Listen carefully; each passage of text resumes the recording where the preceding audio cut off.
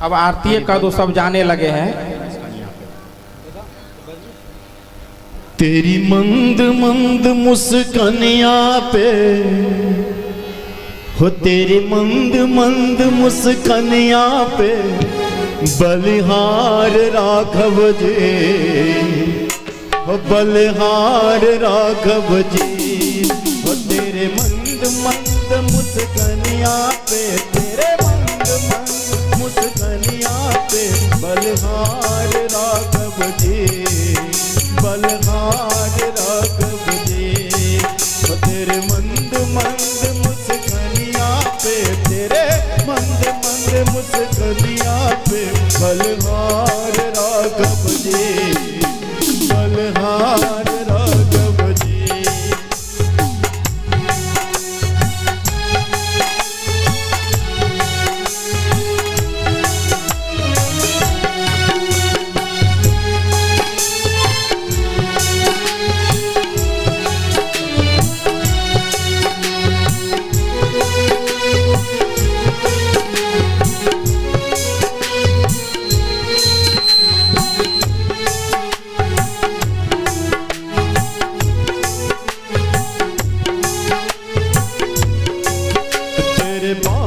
बड़े घुंघराले बादल जो काले काले, तेरे बाल बड़े घुंघराले बादल जो काले काले। तेरे पाँव की पैजनिया पे, तेरे पाँव की पैजनिया पे बलिहार राघव जी, बलिहार राघव जी हो। तेरे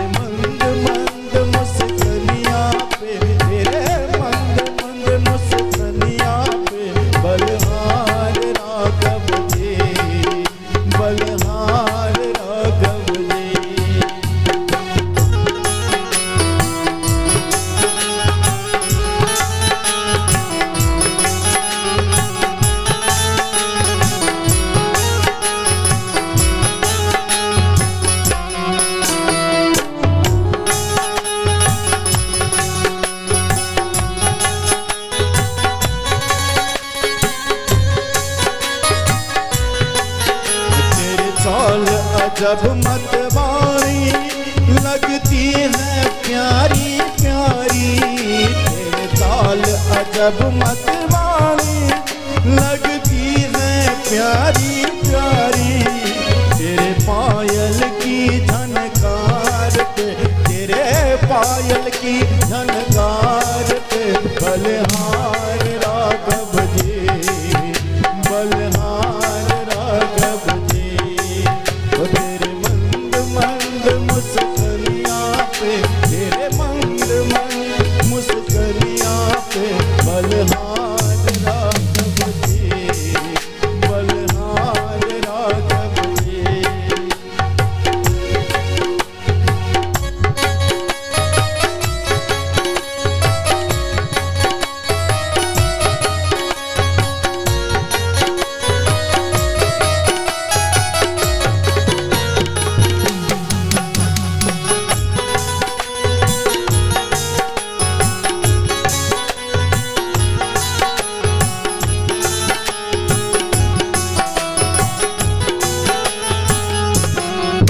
तेरे संग में सिया सुकुमारी लगती है प्यारी प्यारी, तेरे संग में सिया सुकुमारी लगती है प्यारी प्यारी।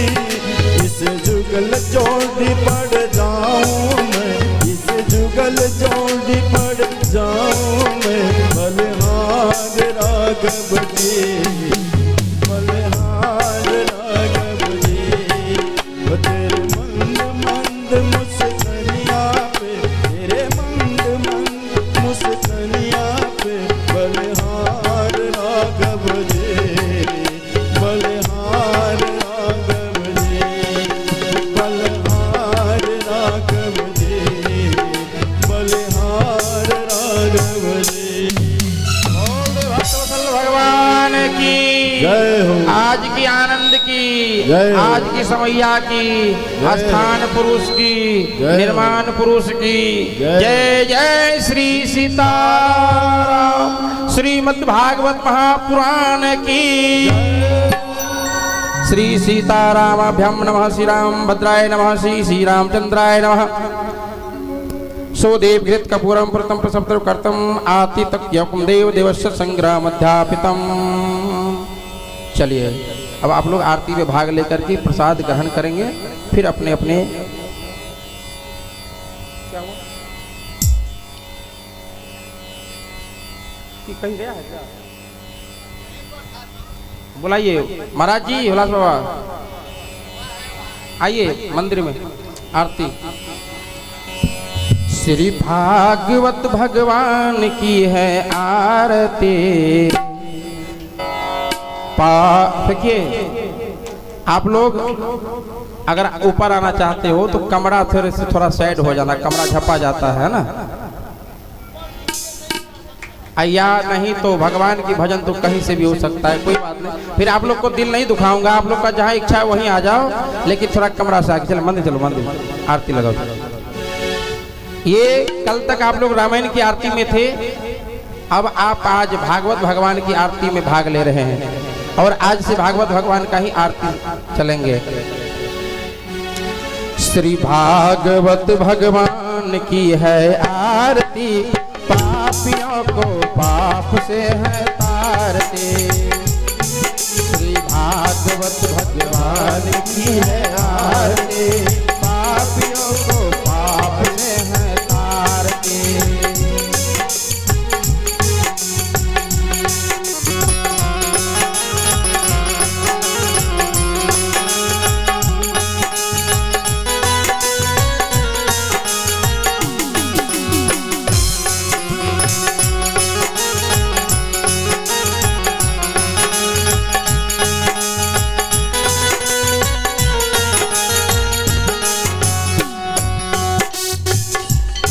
श्री भागवत भगवान की है आरती, पापियों को पाप से है तारते। पापियों को पाप से है तारते। श्री भागवत भगवान की है आरती, पापियों को पाप से है तारते। पापियों को पाप से है तारते।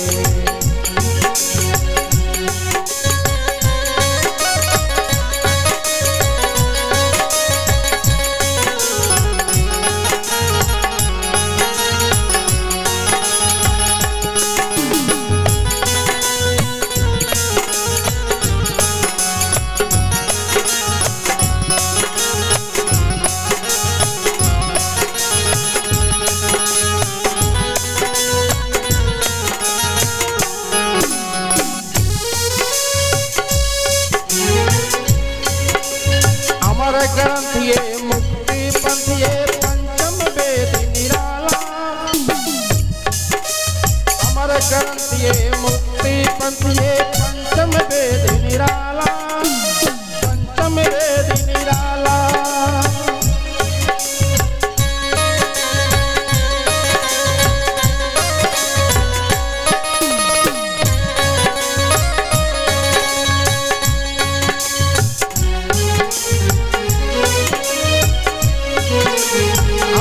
ग्रंथ ये मुक्ति पंथ ये पंचम वेद निराला।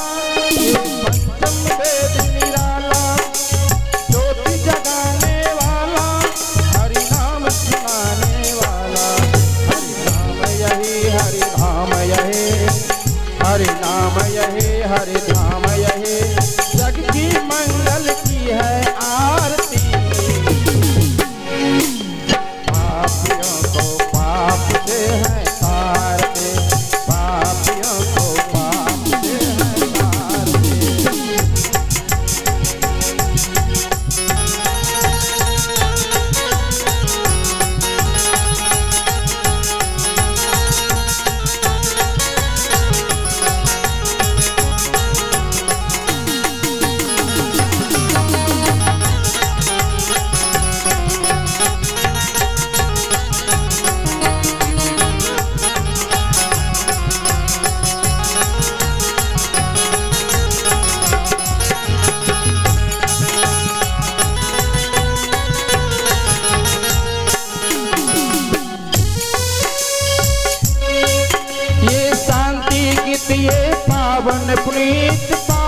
को मिटाने वाला, पापों को मिटाने वाला। ये शांति गीत ये पावन पुनीत ये पापों को मिटाने वाला, हरि तरस कराने वाला। ये सुख करनी ये दुख हरनी, ये सुख करनी ये दुख हरनी, बाल मुक्सूदन की है आरती। पापियों को पाप से है तारती, पापियों को पाप से है तारती, भागवत भगवान की है आरती।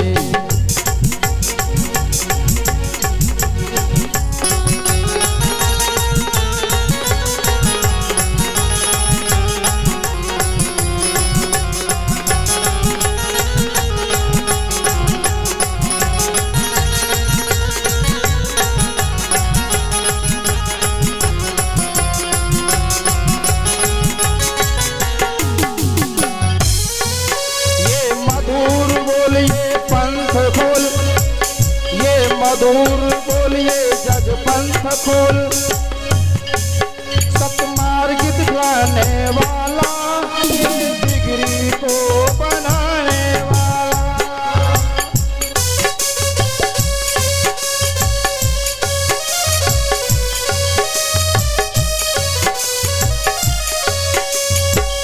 ये मधुर बोलिए जग पंथ खोलिए, सतमार्ग दिखलाने वाला, को बनाने वाला।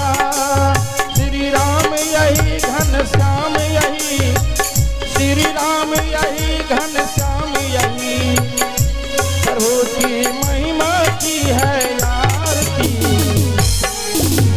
पापियों को पाप से है तारती, भागवत भगवान श्री भागवत भगवान की है आरती।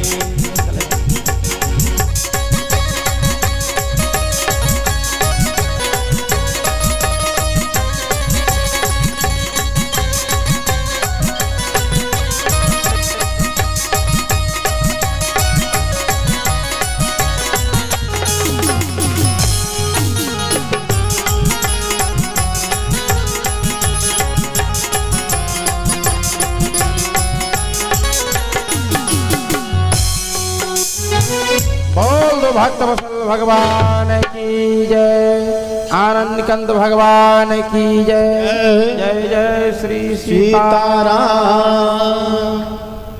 चलिए स्तुति स्तुति बाबा स्तुति स्तुति को